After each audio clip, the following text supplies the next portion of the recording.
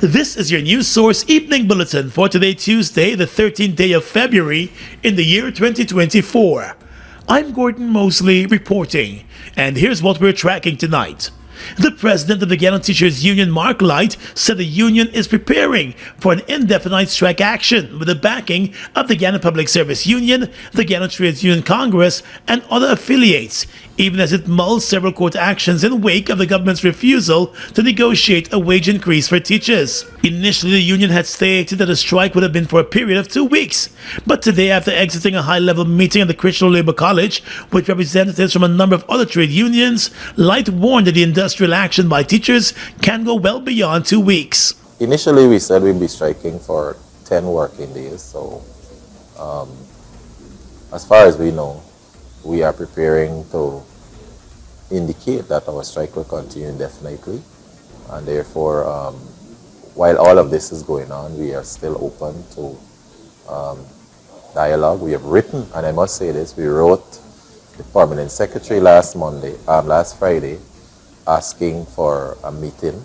Last Friday, the Guyana Teachers Union wrote to the permanent secretary of the Ministry of Education expressing a willingness to engage in dialogue and the conditions under which teachers are prepared to resume duty.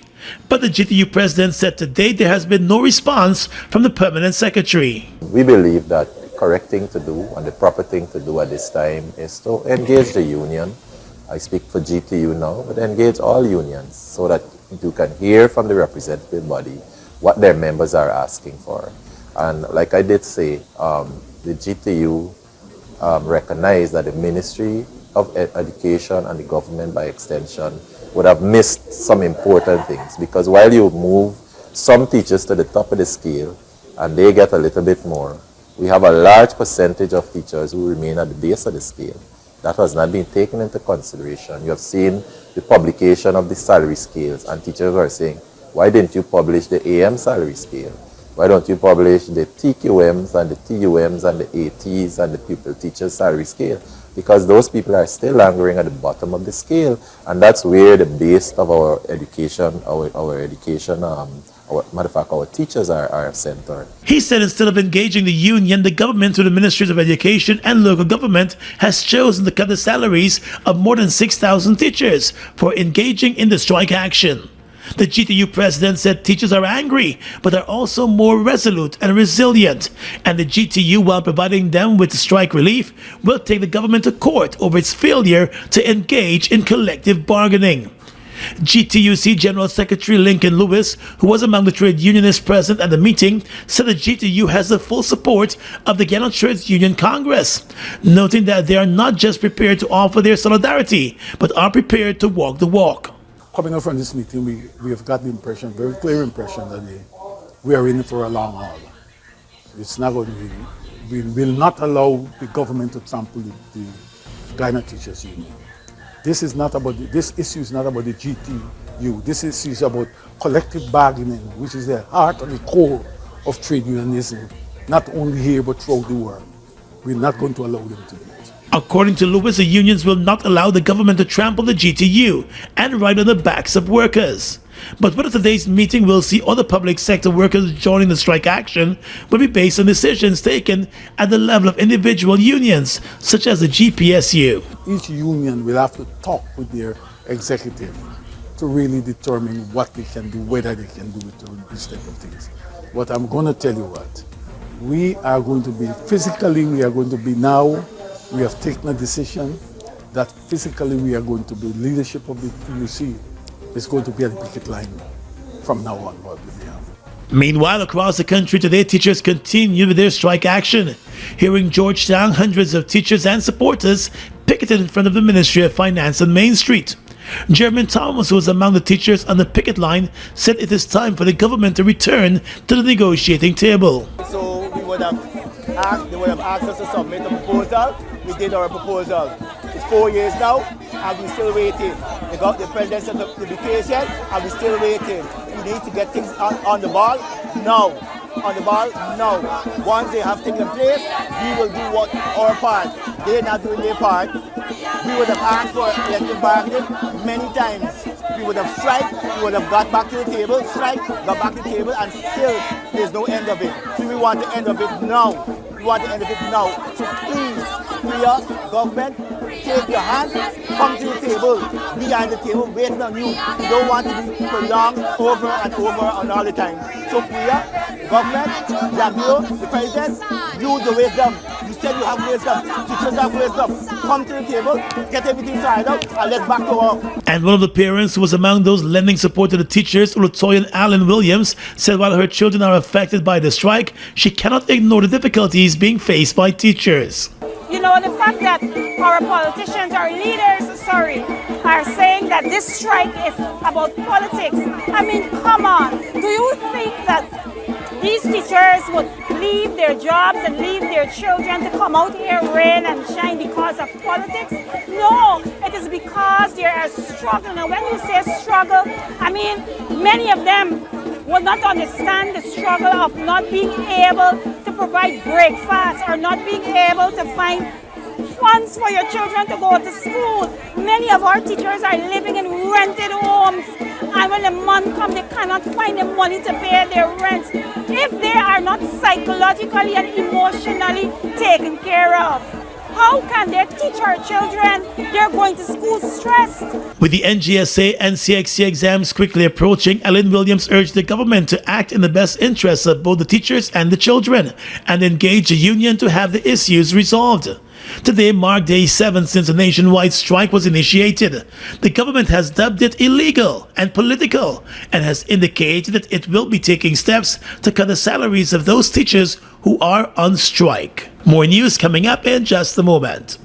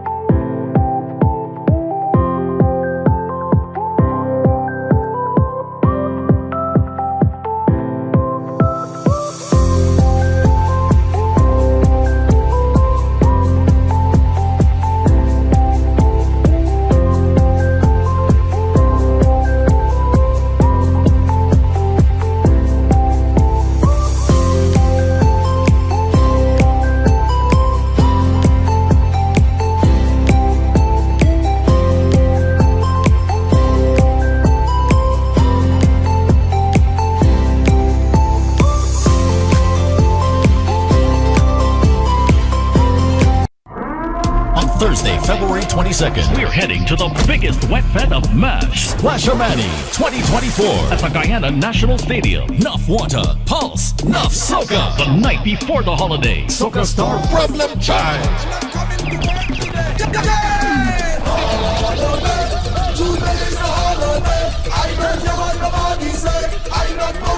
Ola Tunji.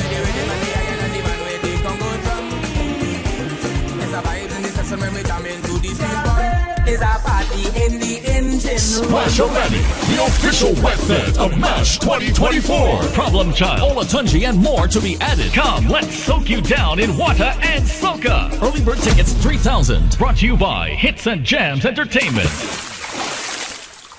Fireside sweet, standard and unique. Room fresh and nice, comfortable and neat. 24-hour whole day we a tweet. Affordable price on a Garnet Street, yo. Can't vex, cause we top of the line. Fireside are the best, 5-star we a shine. From you come one time, we tag a left on your mind. To tell your family, your friend, them one more time set. Best service a Fireside Suite. Safety ensured on a Fireside Suite. Price them cheap on a Fireside Suite. Come enjoy your stay on a Fireside Suite. Fireside Suite located at 154 Garnet Street, Kitty. For bookings and reservation, call contact number 623-3473. It's one of your biggest goals, getting your own home, where memories are made, where happiness lives. You may feel that home ownership or renovation is beyond your reach, but we at Republic want you to know that there's always a way. Ask us about our suite of mortgages. Let's help make your housing wishes come true. or advise on how the equity in your existing home can finance other dreams and goals. Call or go online to learn more. Bust the flavors. We're full of flavors. Bust the flavors, that my crave for. We're full of flavors. Tell your neighbors about the bust the flavors. Grab a bust the flavors. Yeah, thirst buster. Grab a buster. Bust the flavor, taste the savor. Bust the flavors. Bust the flavors. The Guyana Teachers Union has initiated court action seeking to block the government from its plan to cut the salaries of striking teachers and to get the government to continue deducting union dues from the salaries of teachers for the union. In an application to the court this afternoon, the GTU, through attorney Darren Wade, is contending that it has exhausted its efforts to get the government to negotiate a salaries package for the nation's teachers. The GTU submits that since it submitted its proposals in 2020, there has been no real movement by the government to sit with the union and finalize an agreement on salary increases and non-salary benefits for teachers. The union has explained that it has repeatedly written to the government, to the President's office and the Ministry of Education, seeking discussions on salary increases. Many of its requests for meetings were left unanswered. According to the GTU, it fulfilled its responsibility by submitting a multi-year proposal to the government, to the Permanent Secretary in the Ministry of Education. But despite that move, there was still no move on the part of the government to address the salaries issue. The court filing documents additional efforts by the union to engage the Labour Ministry on the need for conciliation and arbitration. But the Labour Ministry did not respond to its requests, forcing the union to call for a general strike action.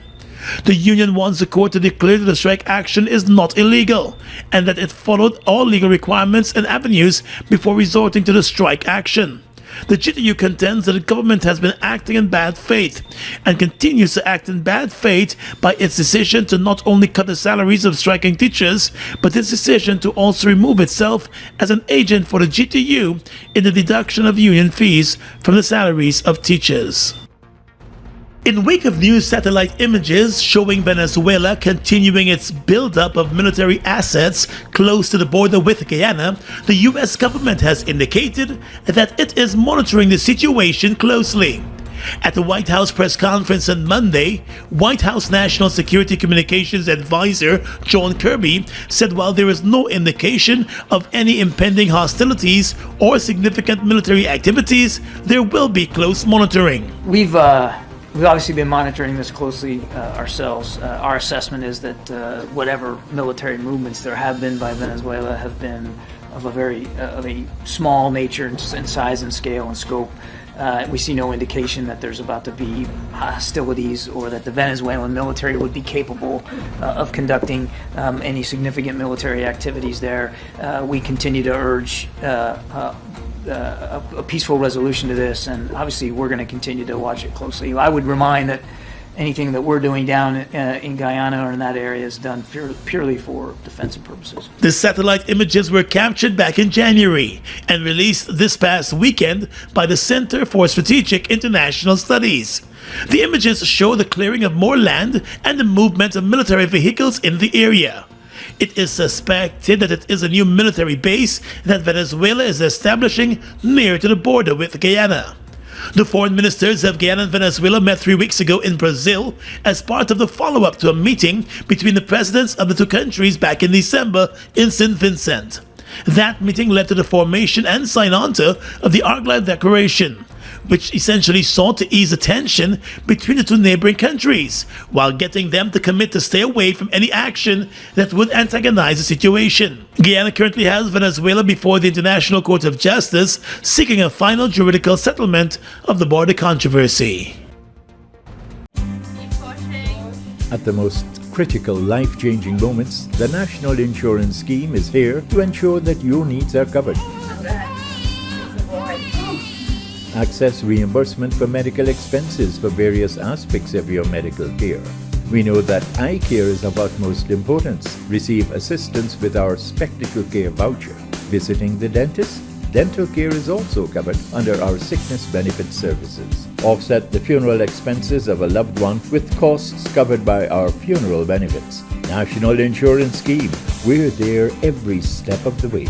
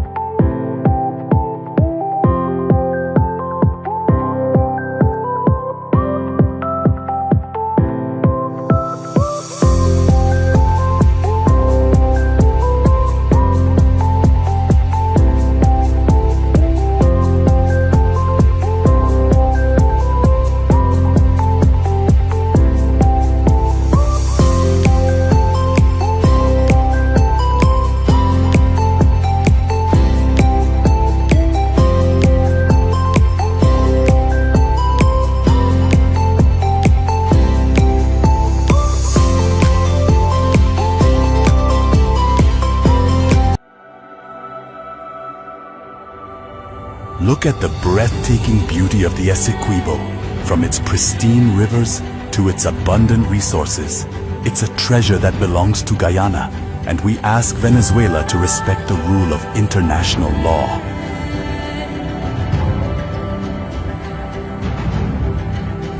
Our commitment to this land is not just about ownership. It's about preserving its beauty and resources for our people and future generations. The controversy between Guyana and Venezuela was settled internationally as full, perfect, and final in 1899. Essequibo belongs to Guyana.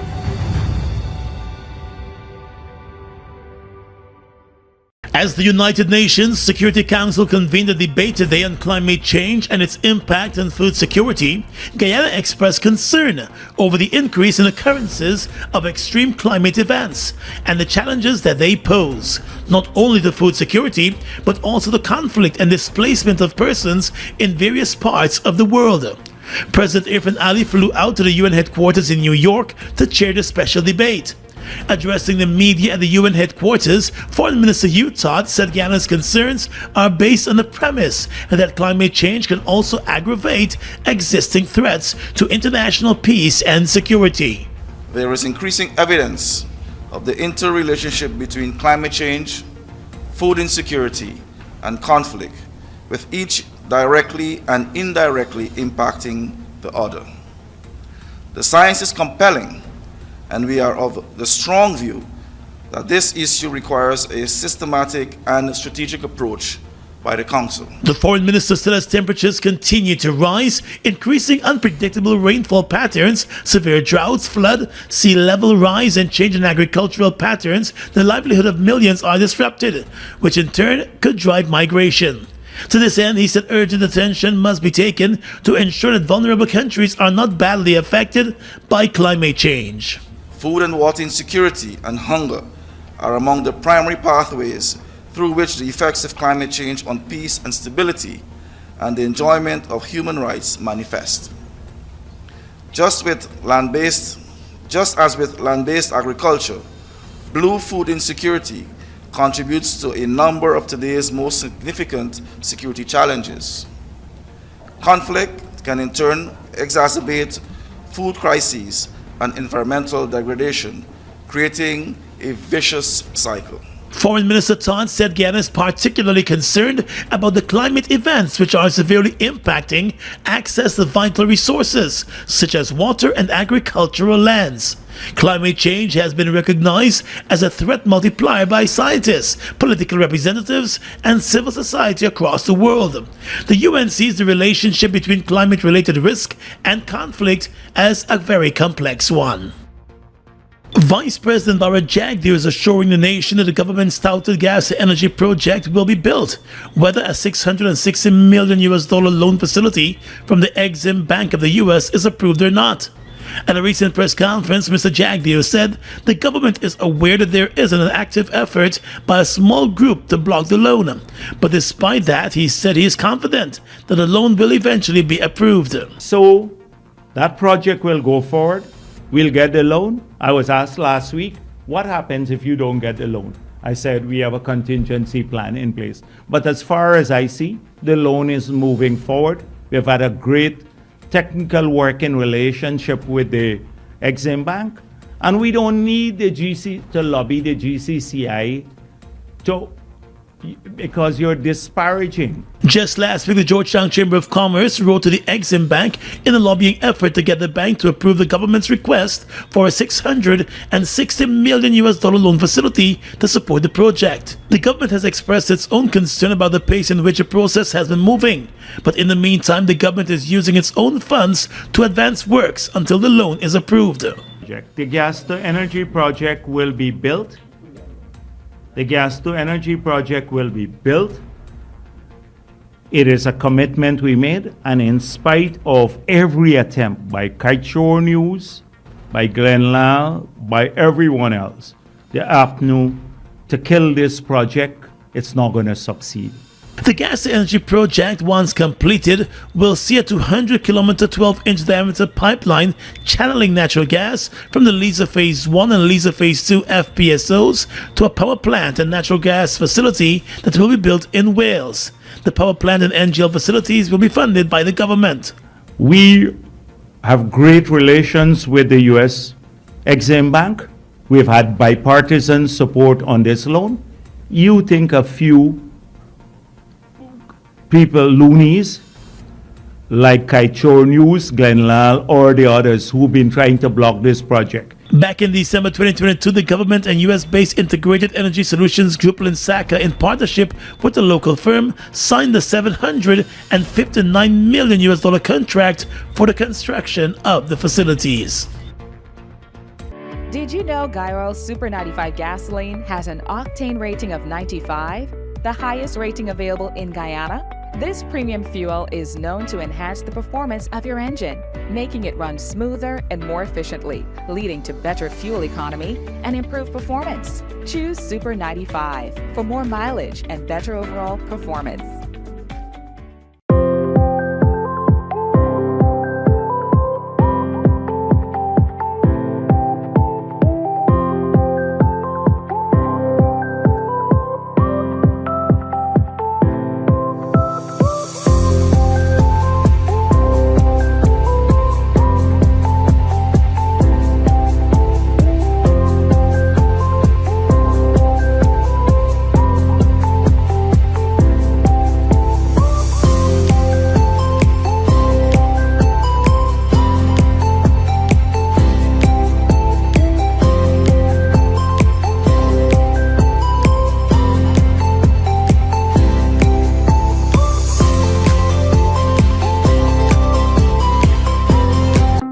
It's one of your biggest goals, getting your own home, where memories are made, where happiness lives. You may feel that home ownership or renovation is beyond your reach, but we at Republic want you to know that there's always a way. Ask us about our suite of mortgages. Let's help make your housing wishes come true. Or advise on how the equity in your existing home can finance other dreams and goals. Call or go online to learn more. Look who's in the mix now. The new Buster Soda Water. 0 calories, 0 sugar, 0 artificial flavors. 100% refreshing.